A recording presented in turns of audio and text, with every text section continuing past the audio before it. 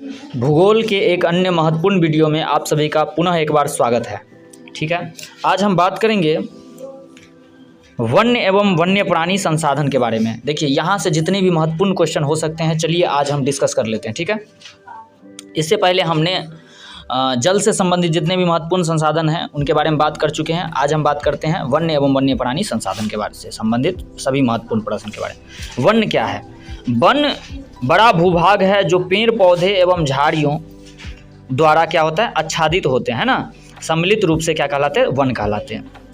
अगर वन में आप कहिएगा तो वन में दो तीन वन हो सकते हैं। एक तो प्रकृति वन हो सकता है, एक मानव निर्मित वन कहते हैं। मानव निर्मित वन को हम वानिकी भी कहते हैं। ठीक है, क्या कहते हैं?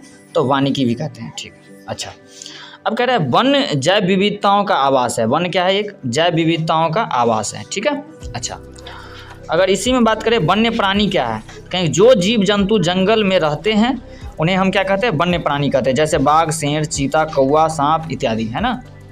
अगर बात करें, ये सब कुछ बेसिक सवाल है, उसके बाद हम महत्वपूर्ण सवाल पर भी बात कर लेंगे। वृक्षों के घनत्व के आधार पर वनों को कितने भागों में बांटा गया है? तो मुख्य रूप से 5 भागों में हम बांटते हैं। एक अत्यंत सघन वन, खुले वन, झाड़िया वन एवं मैंग्रोव वन, जिसे तटीय वन भी कहते हैं। ठीक है, चलिए, एक अन्य महत्वपूर्ण प्रश्न है, कह रहा है कि वन विनाश मुख्य कारणों का वर्णन करें। वन विनाश के मुख्य कारण क्या है? कहेंगे नदी घाटी परियोजना जब चालू कहीं पर बनाया जाता है, नदी पर बांध वगैरह, तो वहाँ बहुत सारे जल जमाव के कारण तो पेड़ पौधे सूख जाते हैं। तो कहेंगे नदी घाटी परियोजना वहाँ के वनों को क्या करता है, सुखा देता है। ठीक है, खनन कार्य जहाँ होते हैं वहाँ भी खुदाई अगर होगा तो वन तो ख़त्म ही हो जाएगा।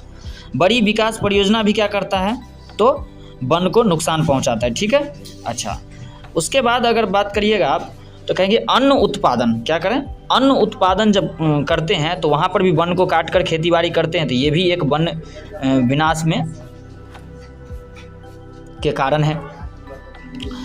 एक बहुत ही ज़्यादा महत्वपूर्ण क्वेश्चन कह रहा है कि वन के पर्यावरणीय महत्व का चर्चा करें। तो कहेंगे वन का पर्यावरण महत्व इस प्रकार है, वन हमारे लिए भोजन उपलब्ध कराते हैं।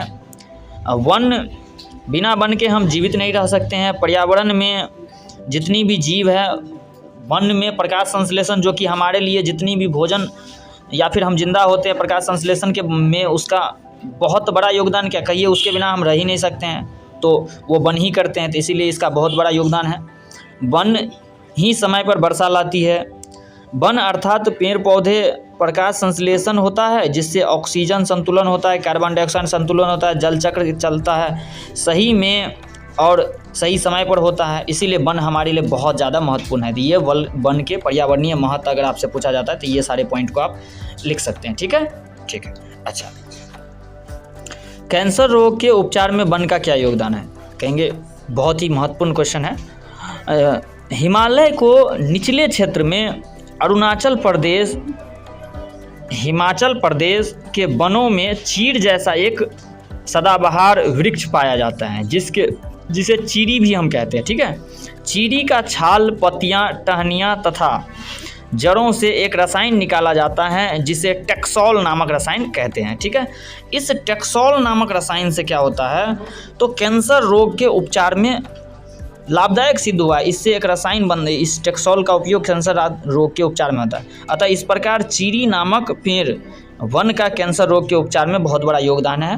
अतः वन का हमारे लिए हमारे कैंसर रोग के उपचार में भी बहुत बड़ा योगदान है। ठीक है, अच्छा, इसके बाद एक अन्य महत्वपूर्ण प्रश्न है, कह रहा है कि विलुप्त हो रहे प्रजातियों के लिए संरक्षित क्षेत्र बनाया गया है, जिसमें राष्ट्रीय उद्यान, बिहार या अभ्यारण्य और जैव मंडल आते हैं, है ना। ये सारे चीज़ किस लिए बनाए गए, तो जो जीव विलुप्त हो रहे हैं उसे हम उसमें संरक्षण दे ताकि वो ख़त्म ना हो। जैसे गिद्ध हमारे आसपास पहले बहुत दिखता था, अब नहीं दिखता है ना। डायनासोर ख़त्म हो गया है।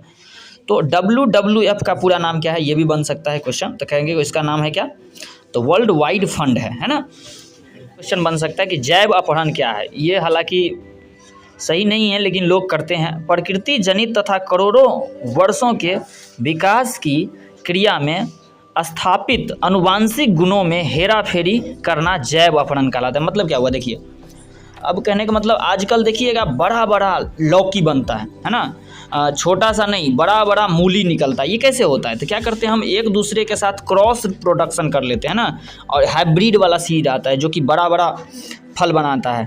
तो कहने का मतलब ये कैसे हुआ है? तो ये जो है ना एक तरह का जैव अपहरण है। इसको मतलब एक पौधे से दूसरा पौधा का फल प्राप्त करना।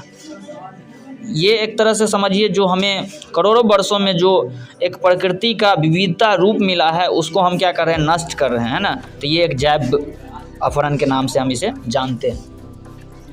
चिपको आंदोलन से आप क्या समझते हैं? बहुत ही इंपॉर्टेंट, वेरी वेरी इंपॉर्टेंट। कह रहे उत्तर प्रदेश टिहरी गढ़वाल पर्वतीय जिले में सुंदरलाल बहुगुणा के नेतृत्व में एक आंदोलन शुरू हुआ है ना। यह आंदोलन 1972 में अनपढ़ जनजातियों द्वारा पेड़ काटने के विरोध में शुरू किया गया। इस आंदोलन में स्थानीय लोगों पेड़ से चिपककर ठेकेदार को पेड़ काटने से रोकते थे। इसी कारण इसे पेड़ से चिपक जाने के कारण इसे चिपको आंदोलन नाम दिया गया। इस आंदोलन को कई देशों में स्वीकार किया गया। और इसके बाद एक बहुत ही ज़्यादा महत्वपूर्ण क्वेश्चन कह रहा है कि जैव विविधता क्या है? बहुत ज़्यादा महत्वपूर्ण है ना।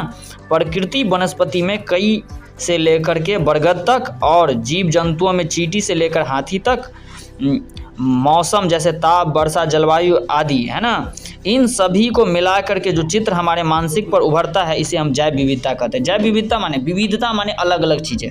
हमारे आसपास देखिए, एक छोटा जीव है, एक बड़ा जीव है, एक उससे छोटा जीव है, एक उससे बड़ा जीव है, एक उससे भी बड़ा जीव है, उससे भी बड़ा जीव है, एक बहुत बड़ा जीव है तो एक बहुत, ये सब क्या दिखाता है ना, ये जैव विविधता दिखाता है। हमारा भोजन अलग है, 500 किलोमीटर दूर जाने के बाद उसका भोजन अलग है ना। अब भारत में देख लीजिए, अलग अलग भाषा है, अलग अलग लोग हैं, अलग अलग कपड़ा है, अलग अलग खान पान है। ये सब क्या है? जैव, ये सब विविधता है ना।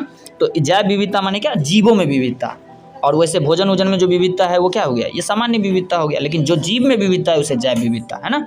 उम्मीद करते हैं समझ में आया होगा।